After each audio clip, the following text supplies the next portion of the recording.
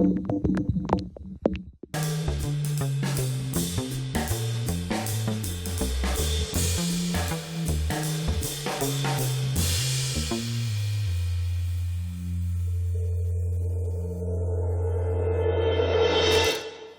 noches. Ustedes seguramente conocen, ha estado en esta oficina varias veces, una persona que me merece todo mi respeto, Aristóteles Núñez. Carlos, buenas noches. Quien, según lo que sé, puede ser que esté mal informado, pero por lo que creo saber, ha sido uno de los más eficientes titulares del Servicio de Administración Tributaria, el SAT. Y Aristóteles, pues te invité porque has trabajado en distintas administraciones. Sí. Entiendo que desde el Salinato, el Cedillato, Sí. el Foxiato, el Peñanietato, en la cosa pública, pero relacionado casi siempre con asuntos de finanzas. Hacendarios. Aunque este hombre es, entiendo que más bien ingeniero industrial, lo que es. Administrador industrial. Administrador industrial del Politécnico. glorioso Instituto Politécnico. Y fue en la gestión tuya, tengo entendido, cuando el SAT impuso la factura electrónica. La generaliza para todos los contribuyentes, para todas las operaciones. Para quienes no tengan, de quienes nos están viendo, una idea clara de cuáles son las ventajas de la facturación electrónica, por favor, una breve explicación. Con mucho gusto y muy rápido. Antes todas las facturas eran en papel. Todas las facturas las conservaba quien las recibía, es decir, el contribuyente, las archivaba, las guardaba y la autoridad solamente las conocía cuando auditaba. Cuando auditaba, muy pocas veces, no más de 40,000 auditorías en un año, cuando yo llegué a 38 millones de contribuyentes. Y además, todas las auditorías aleatorias. Aleatorias, selectivas, con pruebas, eran por periodo, podrían ser un mes, 2 meses, 3 meses o un año, y entonces no podías conocer todo el nivel de operación que tenía una empresa. ¿Cómo lo conocías? Hasta que hacías una auditoría muy completa, integral, que llevaba más de 12 meses y tenías por lo menos 5 o 6 empleados metidos en ello. ¿Qué es lo que pasa con la factura electrónica? Que pasó la autoridad de no tener nada a tenerlo todo. Ahora, todas las facturas, antes de que las tenga un contribuyente de cada operación en México, las tiene primero el SAT, antes de que las tengan los contribuyentes. Y la cobertura de fiscalización es mucho mayor, es total. Y eso para lo que viene siendo ya la práctica recaudatoria del gobierno es muy importante. Percepción de riesgo. Hay una fórmula muy sencilla que dice que si tú logras disminuir los costos indirectos de tributar para el contribuyente, si tú logras tener una cuantía en el impuesto y una cuantía en las sanciones por infracciones que sea razonablemente aceptable y tienes una mayor percepción de riesgo, que puedes detectar rápidamente a quien está evadiendo o buscando una elusión fiscal, y además tienes el factor de combatir la impunidad, la recaudación incrementa. Es una fórmula muy simple. Que en el caso de la facturación electrónica, incrementa la percepción de riesgo. ¿Y aumenta la recaudación? Aumenta la recaudación. ¿Significativamente? Pues los 3 años, entre el 2014 y el 2017, pasaron de aproximadamente 1.8 billones a 2.8 billones. Es decir, se incrementó 1 billón de pesos, 1 millón de millones de pesos en 3 años. Que de otra manera se llevaría mucho más tiempo. No se había logrado ese incremento en la historia de México. Bueno, por acciones como estas que invité a Aristóteles Núñez, pero además porque tiene para mí una cualidad. Habiendo trabajado en distintas administraciones federales, también en el Estado de México, este hombre no tiene partido político, no milita en algún partido político. Vendría a ser eso que le dicen, pues, un tecnócrata. Sí, técnico. Un técnico, más que tecnócrata. Técnico, burócrata.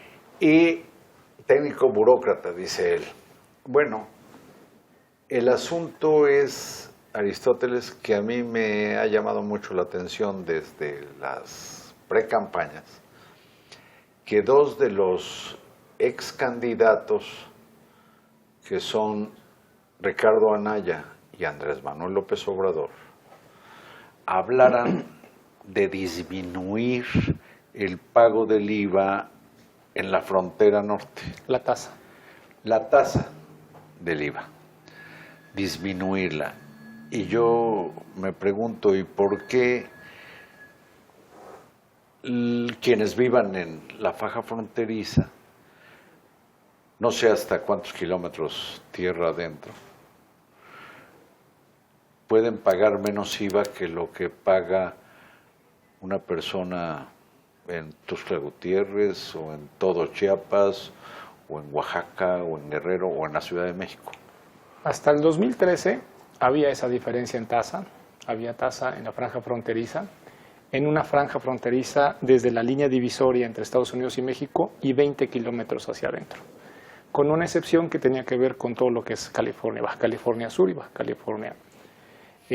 Ahí sí había la tasa disminuida, diferenciada de 11 puntos porcentuales. O sea, si era la faja fronteriza, Era la franja fronteriza. 20 kilómetros tierra adentro más la península. Exacto. Ahora, mira, ello deberíamos de entender en qué contexto los candidatos, ex candidatos, hicieron esa oferta política. Y sin perder de vista que se trata de una oferta política. Es decir, bajar a la mitad el IVA, del 16 al 8%. ¿Por qué pensaron que 16 al 8%? Bueno, porque California tiene un impuesto alrededor del 8%, pero no es IVA, es un impuesto a la venta final, que es totalmente diferente al impuesto al valor agregado. Tax.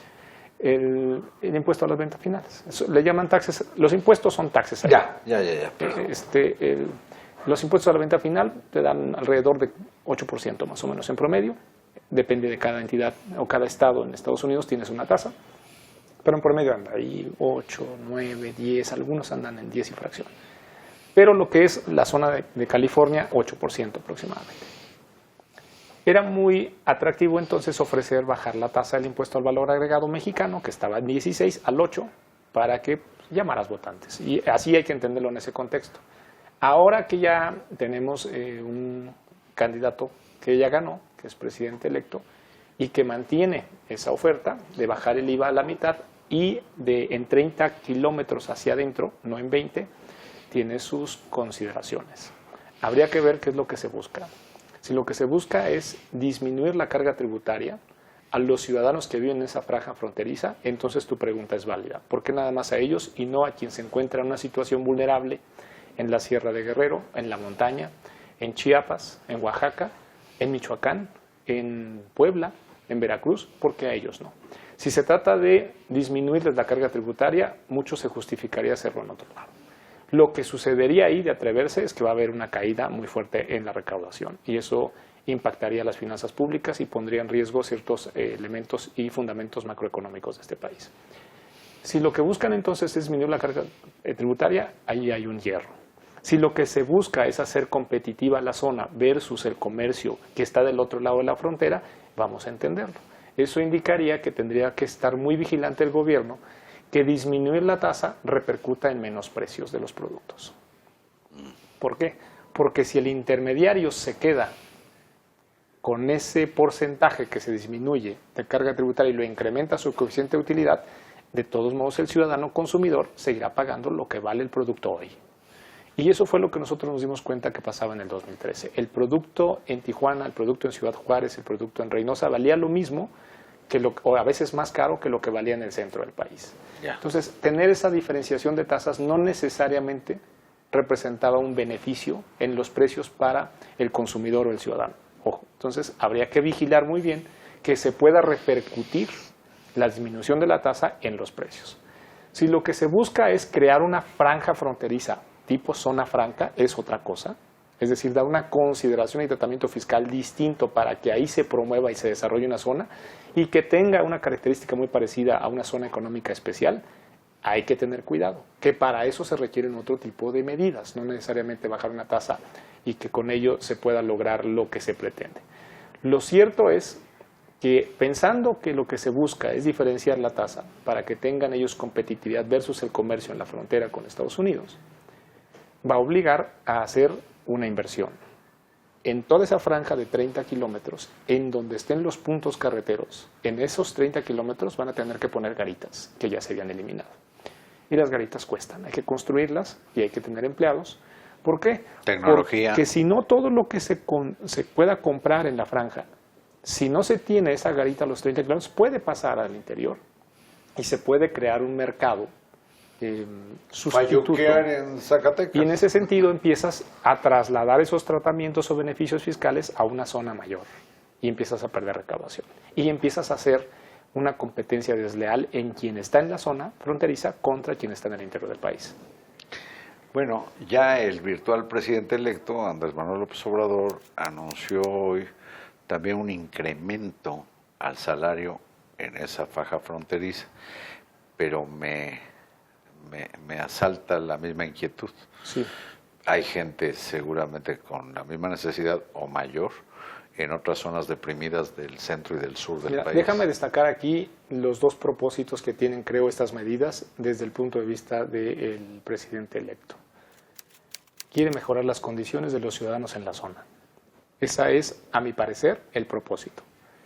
Para mejorar las condiciones de los ciudadanos, sobre todo los que tienen menos ingresos o los que se encuentran en esa zona, hay diferentes medidas y soluciones y estrategias, no solo bajar impuestos.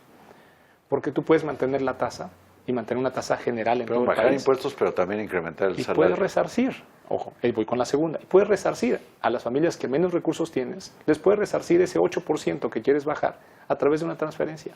Y se incentiva el consumo y se mantiene una tasa general o una tasa no diferenciada en todo el país. Y ahora regreso a lo que se está escuchando hoy, a duplicar el salario mínimo en la frontera, en esa franja. Yo de inicio te diría que no hay en la frontera, en la franja fronteriza, por las condiciones, particularmente lo que es norte, alguien que gane el salario mínimo. ¿Por qué no, Aristóteles, dejamos en puntos suspensivos esta conversación y si me haces favor de permanecer acá? Porque este hombre además pues domina algo así como la interpretación de lo que es la vida pública en México y quiero que también hablemos en las implicaciones económicas que avisoras en el cambio de gobierno. Con mucho gusto. ¿Aguantas acá? Sí, claro que sí. Muchas gracias, Aristóteles Núñez, muchas gracias a ustedes y hasta mañana.